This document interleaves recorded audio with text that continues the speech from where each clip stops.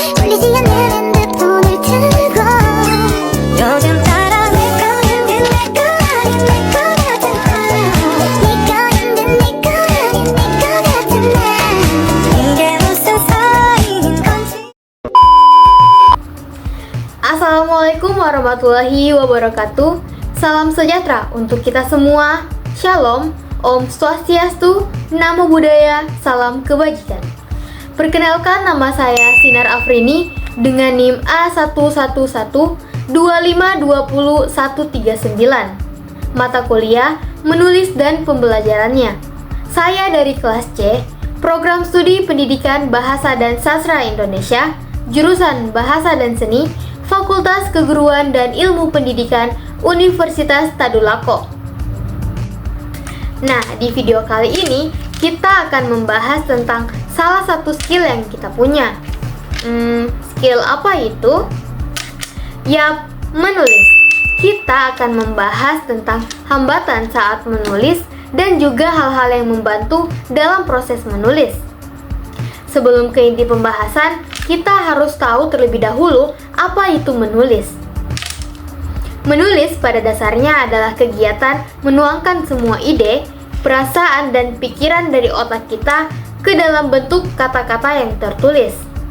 Nah, hal ini adalah sebagai alat kita untuk berkomunikasi dan mengarsip isi kepala kita.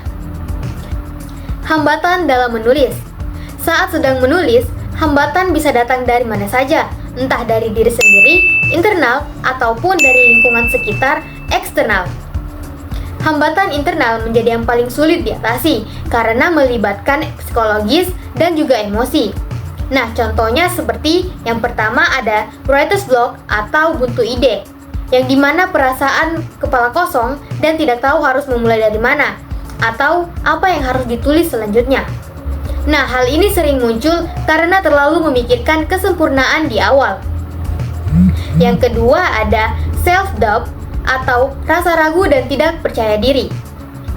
Munculnya suara hati yang mengkritik seperti, tulisan ini membosankan, atau bahasa saya jelek, ataupun orang-orang pasti tidak akan tertarik.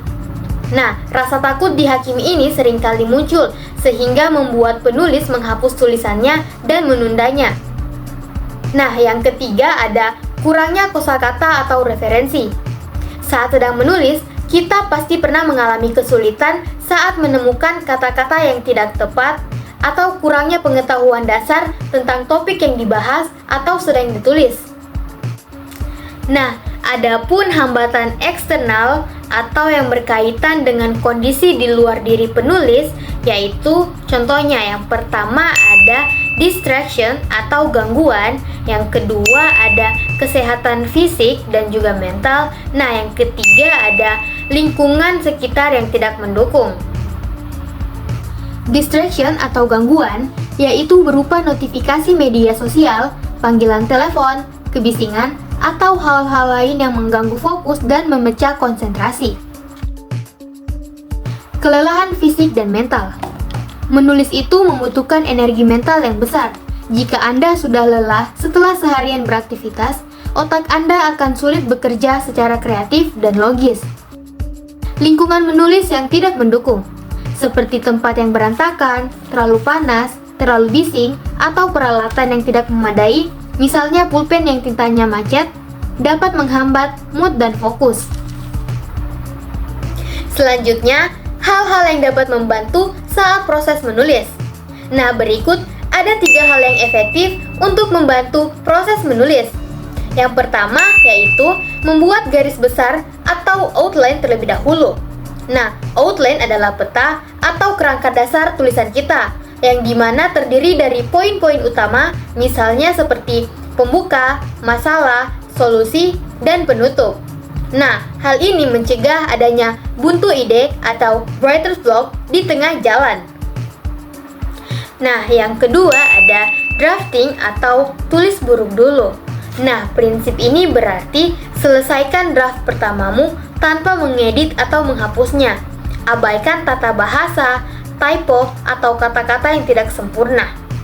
Hal ini dapat melawan rasa ragu, karena fokusmu hanya satu, yaitu menyelesaikan tulisan. Nah, yang ketiga, perbanyak membaca. Jadikan membaca sebagai kebiasaan, seperti membaca buku, jurnal, artikel, cerita, dan lain sebagainya. Karena membaca adalah bahan utama menulis dan dapat memperkaya kosakata, memberikan kamu ide baru, dan juga melatih otak untuk melihat struktur kalimat yang lebih baik. Semua kesulitan menulis bisa diatasi. Dan menulis bukan cuma soal skill, tapi juga soal komunikasi dan juga disiplin. Kalau kamu ingin komunikasi kamu lebih baik, maka menulis adalah jawabannya. Nah, baiklah, demikian apa yang dapat saya sampaikan. Semoga bisa bermanfaat untuk kita semua. Mohon maaf jika ada kekurangan kata atau kata-kata yang kurang pas. Saya, Sinar Afrini, pamit undur diri. Jangan lupa like, comment, share, and subscribe. Dan terima kasih sudah menonton sampai akhir. Wassalamualaikum warahmatullahi wabarakatuh. Bye-bye.